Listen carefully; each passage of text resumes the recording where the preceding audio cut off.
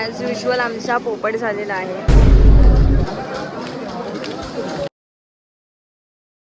काही गाडी भेटली नाहीये, मी बसून घेतले खाली.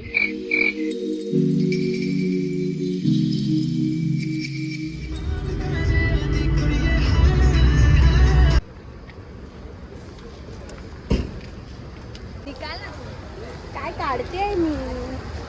आता आम्ही फूड कोर्टला थांबलेलो आहोत. हा घाटाच्या अगोदरचा फूड कोर्ट आहे. बहुत नींद में ही. मैं खाऊंगी ना. एक तर घे.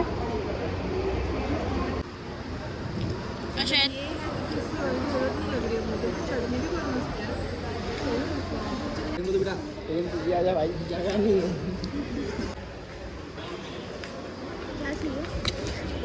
Tender coconut. क्या कॉम्बिनेशन कर रहे हैं हम लोग. चाय सैंडविच अभी वो भी रात को कितने बजे? क्या बना है किधर दिखा. रात को 2:30. इधर ही वीडियो बनाना शुरू. कितना हो गया?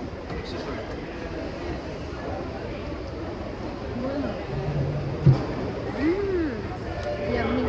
एक्स्ट्रा एक और स्पून लेना. भीमाशंकरला जाण्यासाठी आम्ही रात्रीच निघालो होतो आणि आम्ही त्याच्यानंतर 3च्या दरम्यानमध्ये लोणावळ्याच्या अगोदरचं एक फूड कोर्ट आहे, तिथे थोडासा ब्रेकफास्ट केला.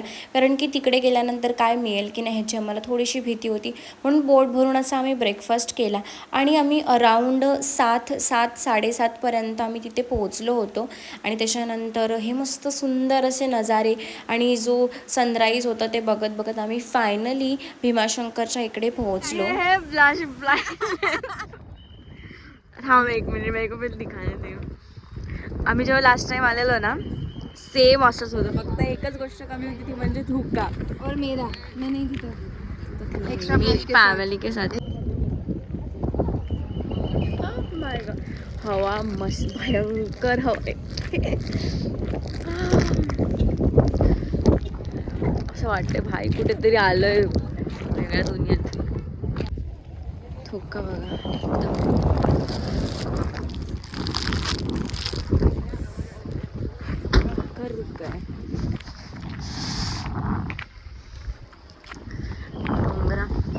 डोंगरावरून तर व्ह्यूच वेगळा आहे. आता जॅकेट रेनकोट घालू आणि आम्ही पुढे चालू जाऊ. इथे भरपूर ट्रॅफिक आहे म्हणून इथे आम्हाला काय गाडी पुढे नेता नाही येते.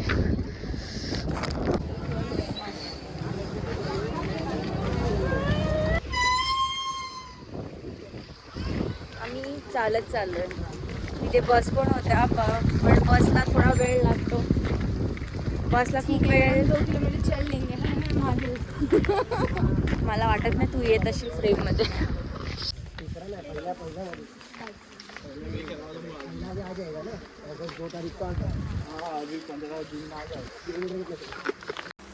त्यानंतर मंदिराच्या 1 किलोमीटर अगोदरच ही मुखदर्शनसाठी म्हणजे डायरेक्ट दर्शनासाठी ही लाईन लागली होती. तिथे आम्ही अगोदर उभे होतो आणि अगदी 10-15 मिनटं उभे होतो.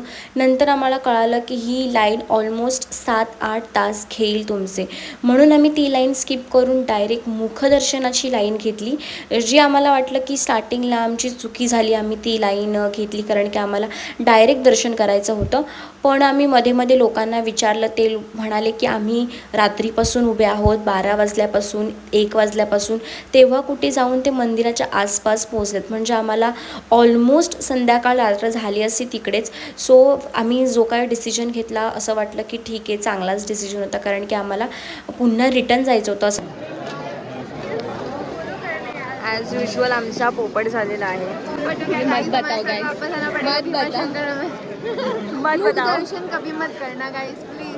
मी तुम्हाला सांगते ॲक्च्युली काय झालं, नंतर सांगते. पहिला अगोदर आम्ही जाऊन बघतो आतमध्ये काय परिस्थिती आहे ते. मंदिराचं बांधकाम चालू होतं, त्याच्यामुळे मंदिराच्या आतमध्ये मुखदर्शनाचं ऑप्शन त्या लोकांनी बंद केलं होतं. कारण की एरवी जर तुम्हाला मुखदर्शन हवं असेल तर मंदिराच्या आतूनच ते लोक देतात, पण मंदिराचं काम चालू त्याच्यामुळे त्यांनी डायरेक्ट एंट्री बंद केलेली आहे. पण तुम्ही जर लाईनमध्ये लागलात तर तुम्हाला जरूर एंट्री मिळेल.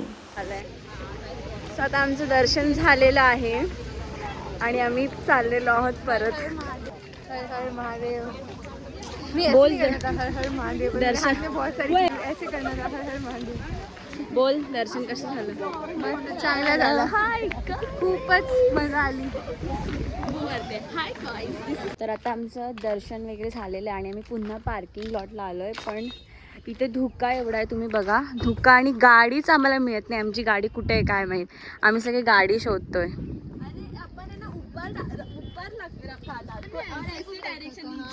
हे खाली असावीत आणि इतकं धुका आहे, निघलंय भारी वाटतंय. पण गाडी कुठे आहे ते कळत नाही. सगळे गाडीच शोधत आहेत. अजून काही गाडी भेटली नाही आहे. मी बसून घेतलं आहे खाली. तर दर्शनाचं बोलायचं झालं तर दर्शन मस्त झालं 10-15 मिनटामध्ये. म्हणजे मुख्य दर्शनच आम्ही घेतला. तसं नॉर्मली लाईन 7 तास लागणार होते. ते लोक बोलले की 7 तास लागू शकतात, म्हणून आम्ही काही थांबलो नाही एवढं. कारण की आम्हाला रिटर्न पण जायचं आहे. ही कोणाची गाडी आहे? मी आपल्या नाही आहे, टॅक्सी आहे नाही. म्हणून आम्ही मुखदर्शन घेतलं मंदिराच्या इकडचं आणि आम्ही पुन्हा आता वर आलो आहे पार्किंग लॉटला. जी गाडी आम्हाला मिळत नाही आहे, काय माहीत कुठे गाडी आहे.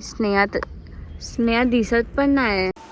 त्यानंतर अराऊंड 12 वाजेपर्यंत आम्हाला आमची गाडी सापडली. त्याच्यानंतर आम्ही बसलो आणि खूप वेळ होता, त्याच्यामुळे आम्ही डिसाईड केलं की पहिला आपण लंच करू.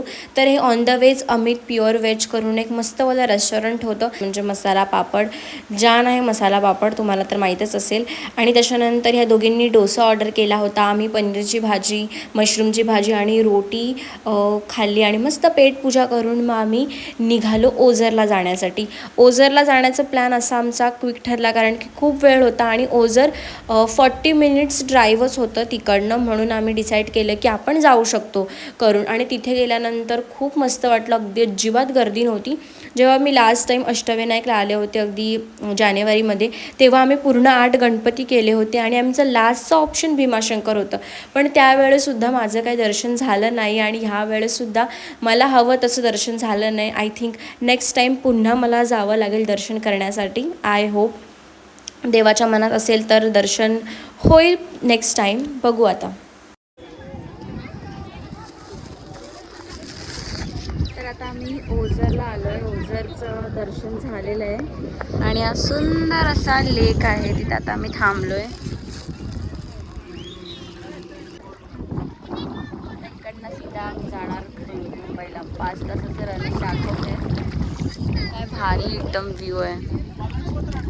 मग तिकडनं निघाल्यानंतर आम्ही ऑन द वेज डिनर वगैरे केला आणि आम्ही 12-1 वाजले आम्हाला मुंबईला येण्यासाठी, कारण की मध्ये थोडीशी ट्रॅफिक वगैरे होते. आम्ही रस्तासुद्धा चुकलो होतो.